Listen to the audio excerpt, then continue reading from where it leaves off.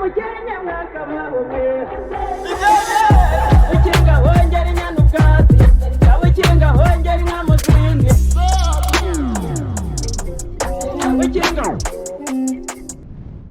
next comedian is a living legend. Every one of us you see here learned the craft from him. He's very, very funny. He traveled all the way to make you laugh. His name is Yakayo. Help me make some noise for my brother, Pablo! Azabatsinda Kagame yaruk kumheto naho nabuza amagambo. Okay, Gosha! Rwanda, are you ready? DJ, to begin the music! Ha, ha, ha!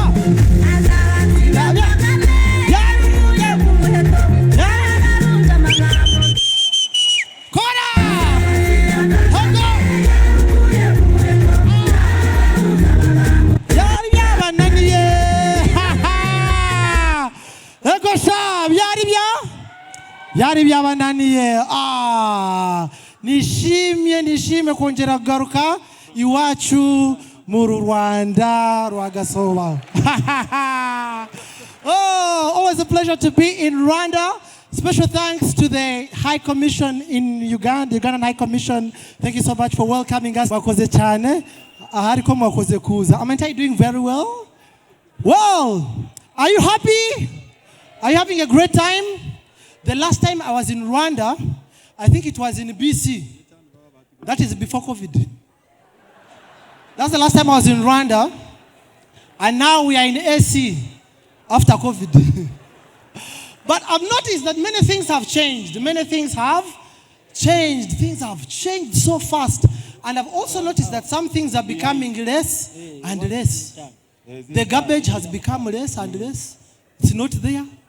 The bouncers outside there are fearless. They look at you as if you've been baptized in bitter lemon. Huh? I saw campus girls, they were wearing sleeveless. Everything is becoming what? Less and less. Even the tourists are restless because they can't handle the beauty.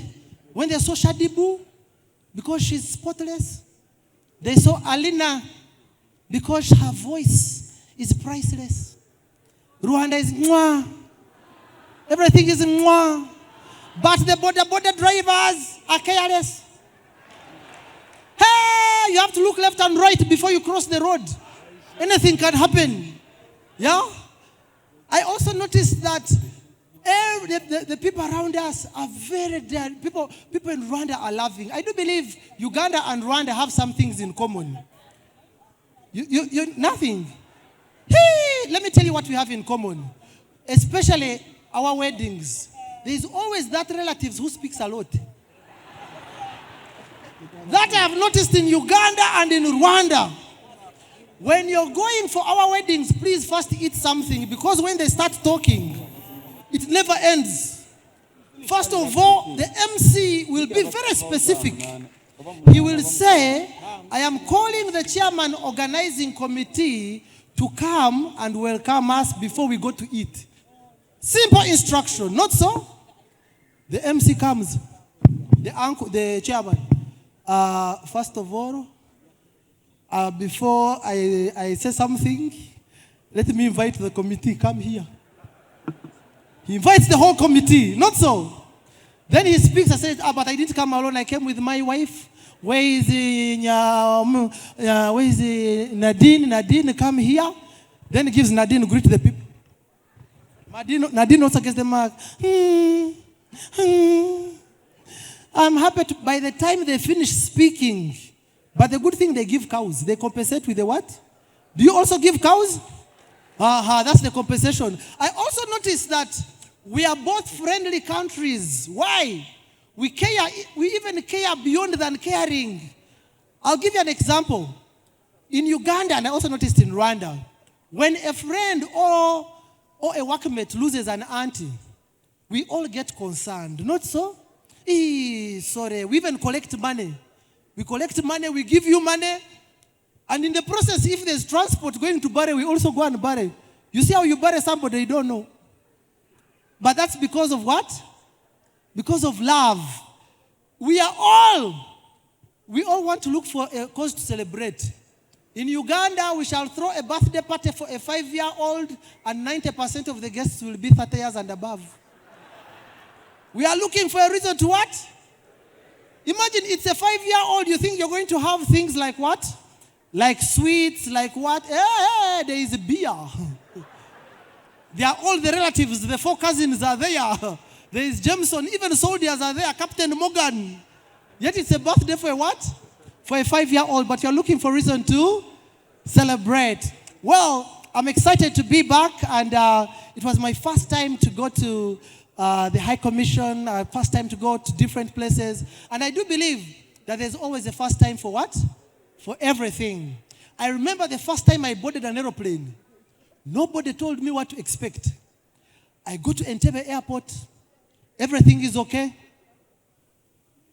We enter, check in. Now, the air hostess started announcing things that were related to death. That in the event that there's a problem, you'll see things jumping from up, put on your nose. Hey! Where is this going? He said, no. And I asked my neighbor, are we going to die? Do you have an appointment with death? He said, no. These things happen all the time. I said, okay. The aeroplane took off. Ooh. Now, they started serving food. Now, where I come from, where there is food, you know there is payment.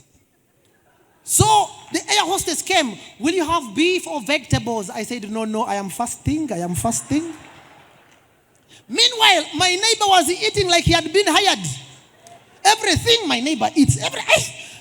You know, my stomach started speaking French. Germar or ventre. And my neighbor got concerned.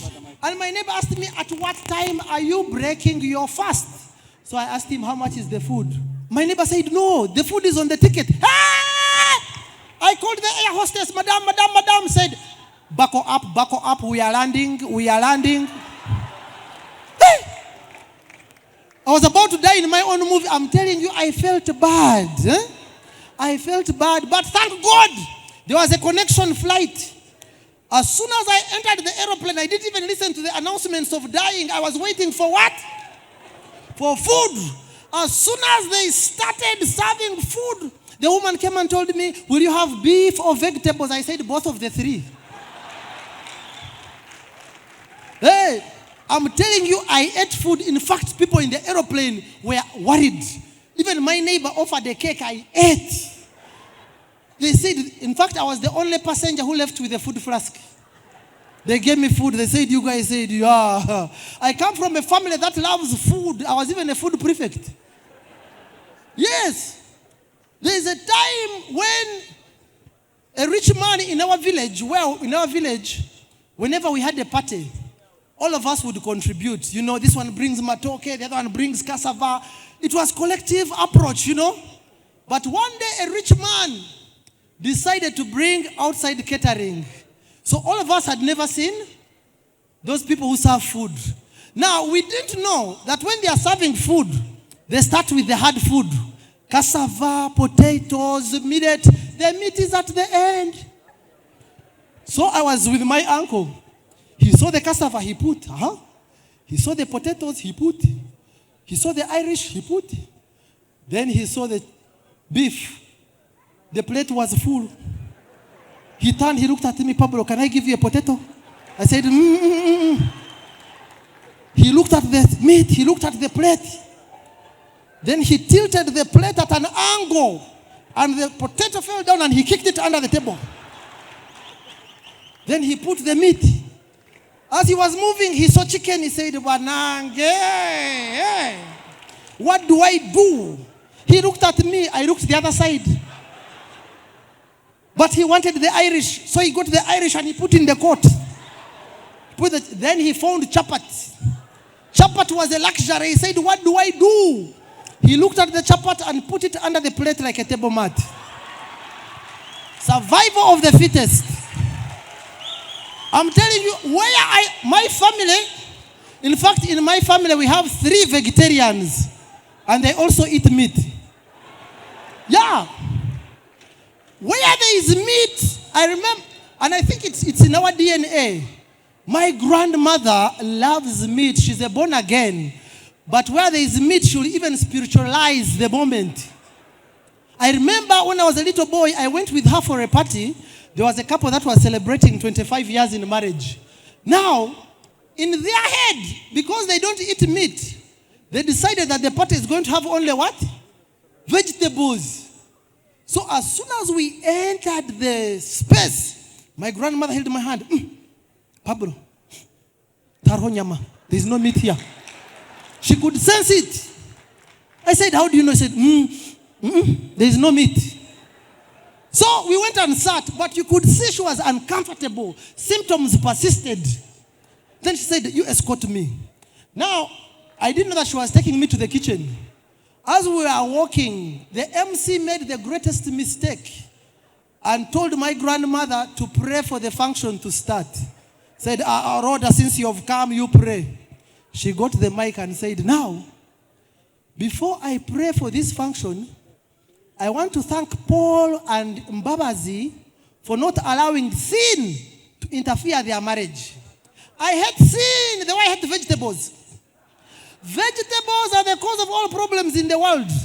Look at Adam and Eve. What did they eat? An apple. What is an apple?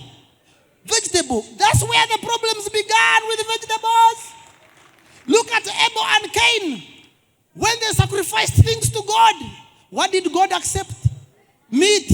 If God can refuse apples and pawpaws, who are we? Who are we to eat them? When Isaac was going to sacrifice his son, God gave him an alternative. He gave him a lamb. You think God didn't have beans? Just to know all the domestic edible animals were sacrificed. And she sang to Kutendereza. Yes, oh, that's what she sang. Where there is meat, there's always what? There's always a way. And you know what I find very interesting? As long as people, they know there is meat, even if it's a funeral, they'll find every reason to participate. I remember one time there's a woman who came at a vigil, but she didn't know who had died. So she came crying, Wawe, bananga omuchala fudde mama. The woman has died. Wawe said, Sirika, badde musajja. She was a man. Yeah, mama, omusajja. Abana balekeddani. Who will look after the children? Shh, keep quiet. Abadde tanazara.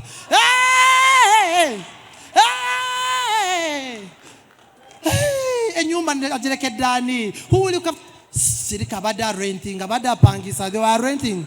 She ended up asking for porridge. The intention was what? The intention was very, very clear.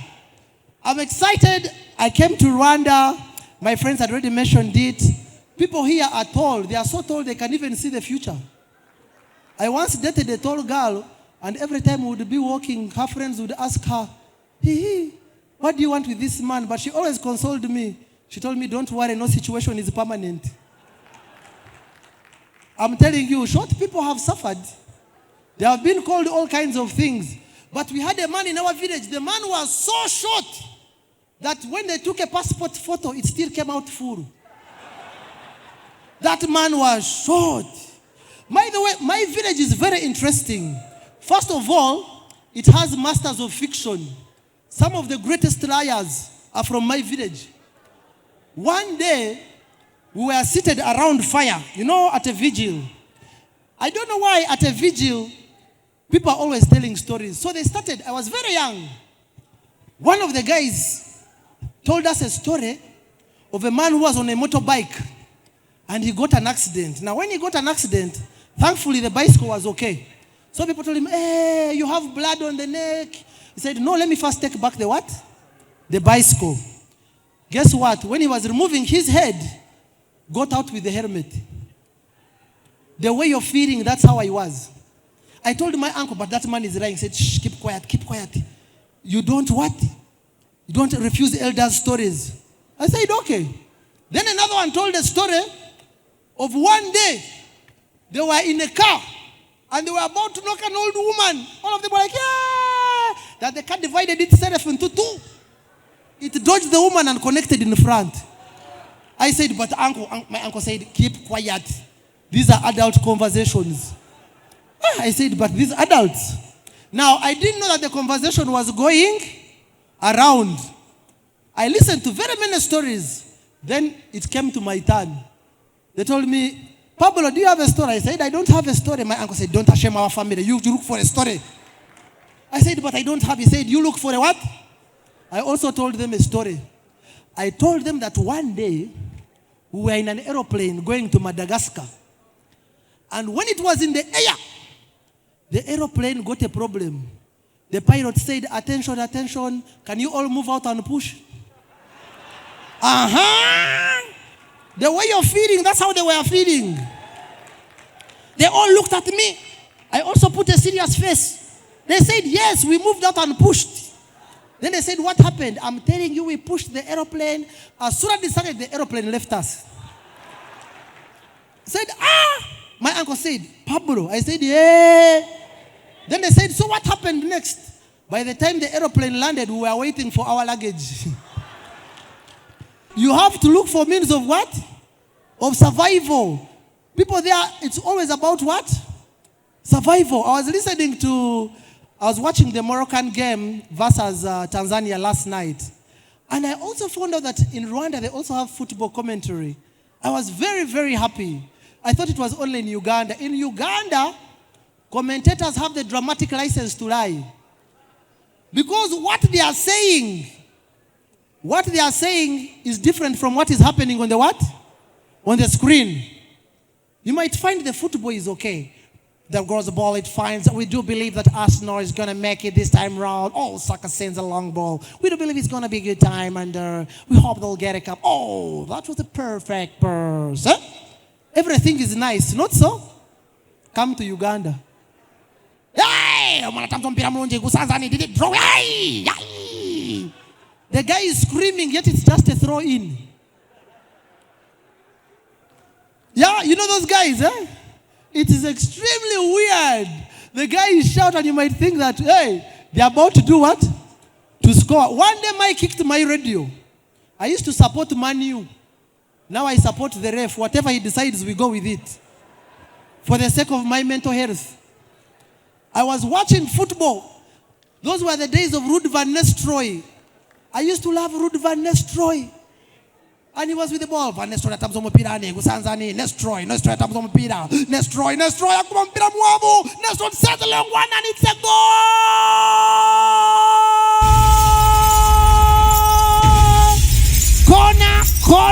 Corner. What is the ref saying? Ref is saying it's a throw in. I kicked the radio. That is nonsense. Not so. I kicked the what? I kicked the radio. Yeah, sure. I'm telling you, sometimes some people make you feel angry. You even want to commit suicide. But thankfully, in Africa, we don't commit suicide for. Not so. By the time an African commits suicide, they are really hopeless. Like there's no what? If there's a person who qualifies to commit suicide, it's me. I come from a family which is poor. Okay, it's not poor, it was a humble family. Let me tell you, do you know what they call poverty? We were so poor, even the rats in the house used to gossip about us. You'd hear the rats asking themselves, are they cooking tonight? You know,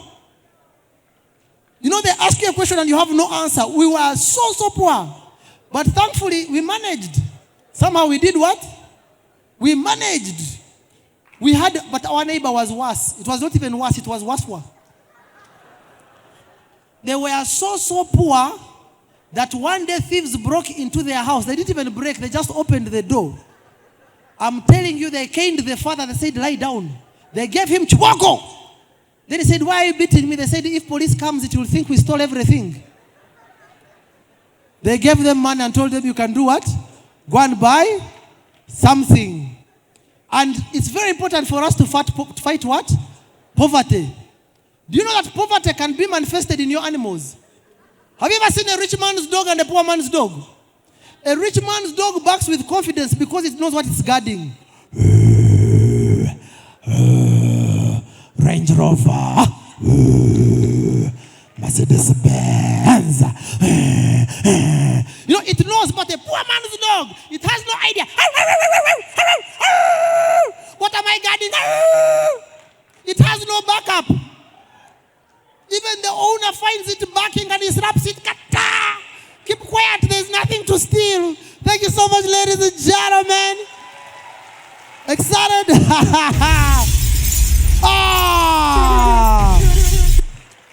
I'm telling you, thank you so much, and I love Rwanda. Looking forward to coming back to Rwanda. One of my favorite songs is from Rwanda. It's even my ringtone. It's called Nyaruguru, Nyaruguru, Nyaruguru,